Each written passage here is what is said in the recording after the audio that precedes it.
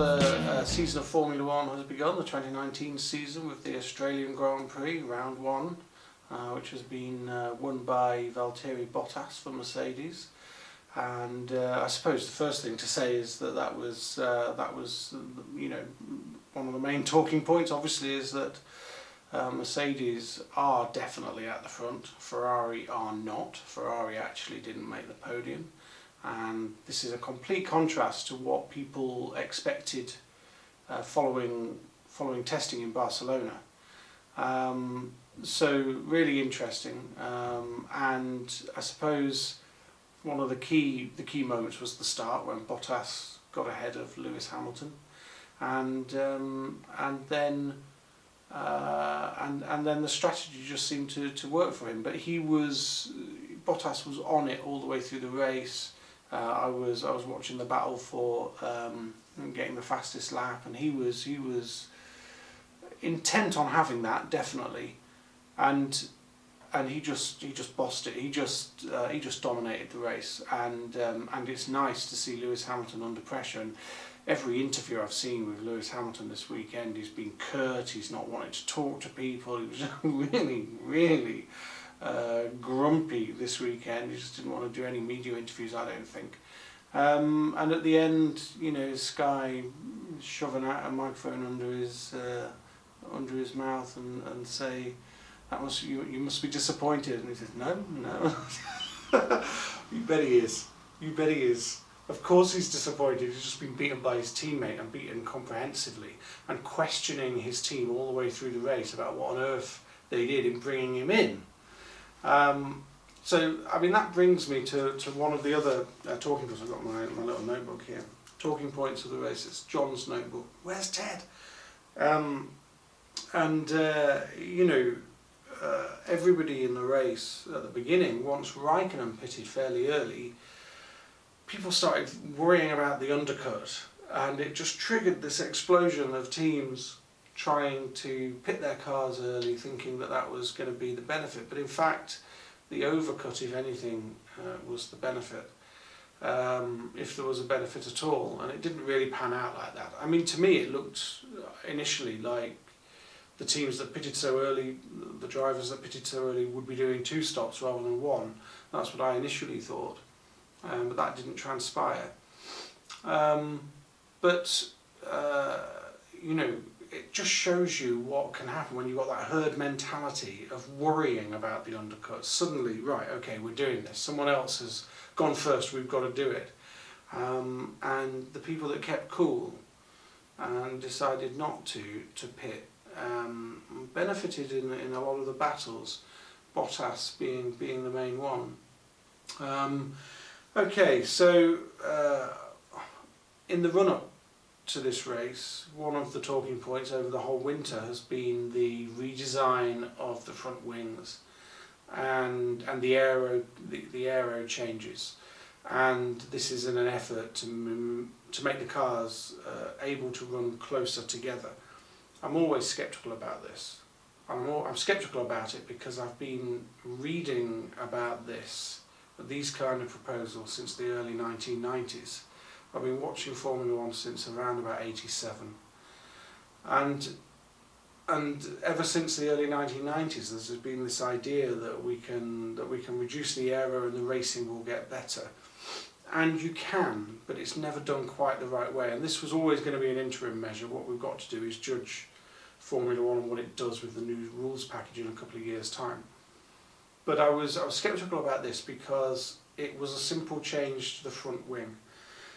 And if you change the front wing, fundamentally it changes everything else on the car. And I think that can produce basically a stabilising effect on the car. So rather than actually, if you change the front wing but you don't change anything else, then maybe you're getting somewhere. But if you change the front wing and you allow the teams to design everything else after the front wing, it's the front wing that the air hits first. So if you design everything after that, you design your front wing to channel the air around and under the car in every conceivable way that you can, and that is going to produce dirty air. And I think unless you go to a very, very simple design such as we saw in the late 80s, early 90s, then you're not going to affect it that much, because the designers are really clever people. These are the best aerodynamicists in the world. We're not talking about really simple changes. Actually, we're talking about something that's really in depth, and people will find they're clever at finding ways around the rules to find an advantage for their car. I suppose the good thing about it is that it's allowed teams to come up with different versions of the rules. So you take a good look at the Mercedes and the Ferrari, and you'll see that the front wing designs are very, very different. They've gone for a completely different approach. That might be part of Ferrari's problems. It'd be interesting to see what upgrades come along and how their front wing changes over the course of the season. But I think we had around about the normal amount of overtaking for that track at Melbourne. I didn't expect it to be an overtaking fest.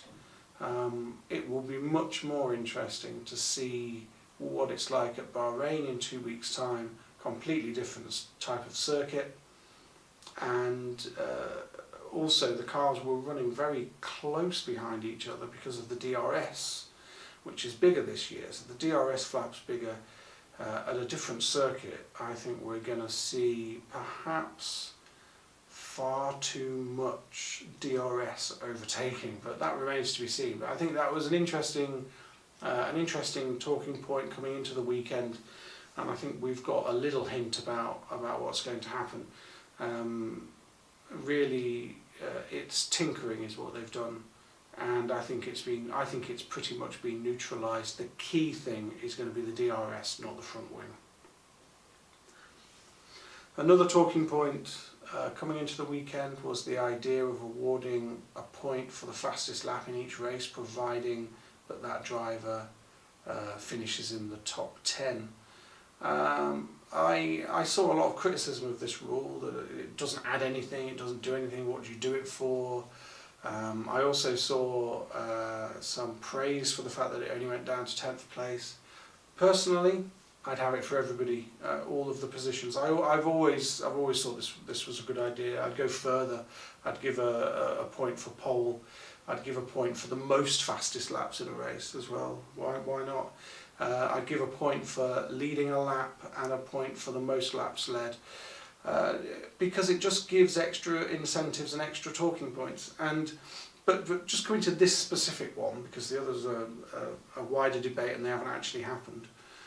This particular one, what I always thought about it is that Formula One, once the running order becomes set and you can see what the race is going to finish like, barring accidents, barring acts of God and safety cars and all the rest of it, you want something to pique your interest. And what piques your interest in this case is the fact that drivers want that extra point. And I thought it worked really well. I thought it would work really well, but I thought it worked really well today. You could hear drivers talking on the radio about wanting the fastest lap. You could see drivers going for it and the live timing up. You could see who was doing fast sectors. I was a little bit surprised that Leclerc didn't go in and change his tyres with a few laps to go, because he was over 30 seconds ahead of Magnussen behind him, and he could have done some really quick laps. I know there's a risk of going in and changing your tyres, but that's part of the excitement. Do you want that point? Do you want the point for your team for the Constructors' Championship? Why on earth didn't Ferrari do that? They'd already told him that he had to stay behind Vettel and not disrupt Vettel's race. So why not just bring him in, get him on new tyres, get him the fastest lap, get that extra point without losing any of his points, because he probably wouldn't have lost a position. I think the risk is worth taking, and that's what the rule's there for, so go for it. The reason I would like it for every position is because sometimes you get cars that retire early. Top car, like if Hamilton had gone into the pits with some kind of fixable problem in the early stages of the race, you could then see the Mercedes team getting the car ready for a run late in the race just to get the fastest lap. I think that adds excitement. I think that's a good idea. Why not? That could be part of the tactics and strategy as well. So I would have it for below the 10th position. But all in all, I would say it's a great move. It's a good rule, and I'm pleased they've made it. And I'm glad. I hope that some of the people who have been criticising it have actually started to see that, you know, actually this is pretty good stuff. It's an extra 21 points a season. Brilliant. Yeah, go for it. Who wouldn't want to go for that? It makes sense, doesn't it? So, the TV deal in the UK has changed significantly this year. So for the first time, Sky has an exclusive deal for every race live, and there's only one race going to be live on free-to-air television, Channel 4. And that's going to be the British Grand Prix. So Sky is the only place you can watch live F1 in the UK. Sky, I think, do a really good job. I think they did a better job when they first started doing it. I think since they first got it, they tailed things off a bit. And I thought they would put some renewed effort into doing it now that they're exclusive. But actually, I think their effort has continued to slide. They've also got live F2 and F3, and towards the end of last season we saw F2 and GP3 as it was then called, put onto the red button while they did the F1 show. And the F1 show itself used to be an hour and used to be on every week, and now it's half an hour and only at races. And so things have diminished, but I think still they've got an awesome amount of presence in the paddock. They get really good interviews. I think they probably, I should keep a list of how many drivers that they interviewed in the build up to the race, but it was practically everybody. I think everybody who wanted to be interviewed, I think, got a chance. I still think that they should focus, try and consciously focus on every team and driver, because they've got the time to do so. They've got the time to be niche, you know, and they've got, you know, it's on a pay channel. It's all exclusive. They do every session. They've got time to be really niche and geeky about it, and actually they try quite hard to be mainstream, and that's perhaps understanding now that they've got the exclusive deal, because presumably they will want casual viewers to be tuning in, casual viewers to their sports channels. But yeah, I thought, you know, I think it's disappointing that Formula One is no longer live, free to air in the UK, because it diminishes the sport. It also diminishes the whole of motorsport, and I love all forms of motorsport. I was really pleased last week to see the BBC putting Formula E on BBC Two, and I tweeted out congratulations and copied that into the BBC on their Twitter feed, and then immediately people are replying to that.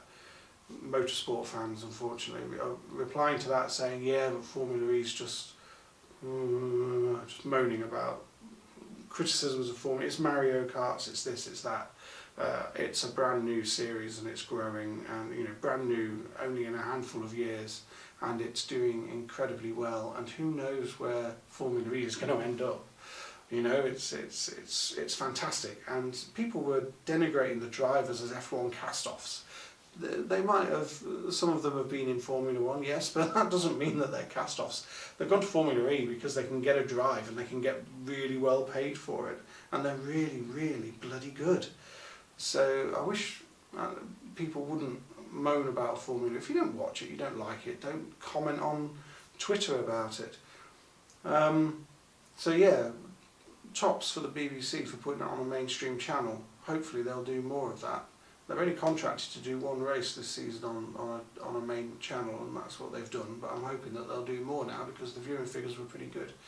So yeah, we need mainstream channel doing Formula One at the next deal. Liberty need to get their heads around that. I know they want to push people online to their own service as well.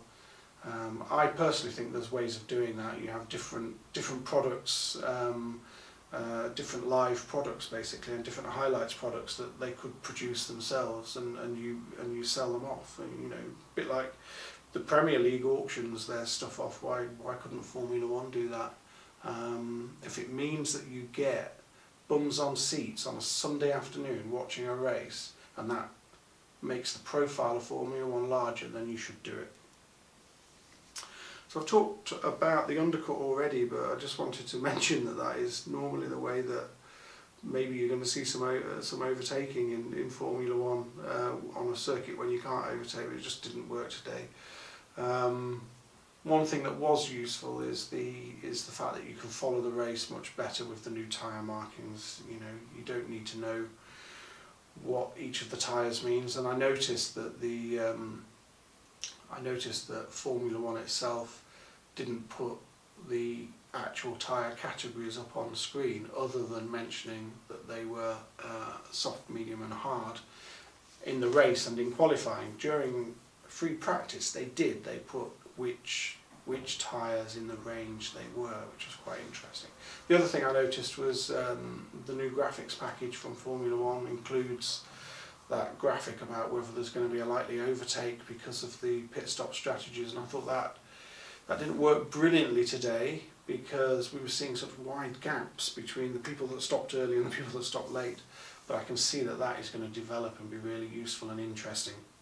And earlier in the off season, they provided what they thought their graphic was going to look like, and that didn't appear to be very good, and it seemed to be rather taking away from the action rather than adding. But I thought that this time it seems to work. It'll be interesting to see how that develops. So all in all, like always, the first race of the Formula One season throws up lots of questions rather than answers. How will Lewis Hamilton react to Bottas leading the World Championship? Which is going to be fun, because if he wins the next one, Lewis might not be quite so happy. Where on earth is Ferrari? Where is Ferrari? We expected them to be first. They are maybe third in the Constructors' Championship. In the Constructors running. How this is going to pan out, what changes they're going to make, I can't wait. It's another brilliant year, and in 2 races' time it's going to be the 1000th World Championship event. So a lot to be excited about.